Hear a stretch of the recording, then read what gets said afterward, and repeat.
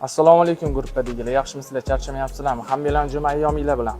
Xo'p, mana bugun Andijon shahrida mijozimizga 3D effektni ko'rsatib, o'rgatib ketyapmiz mana. Ko'rishingiz mumkin.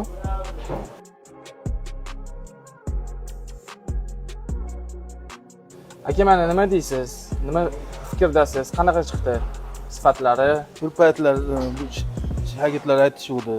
Aka, biz tosh asrida qolib ketibmiz, rivojlanmayapmiz deyishuvdi.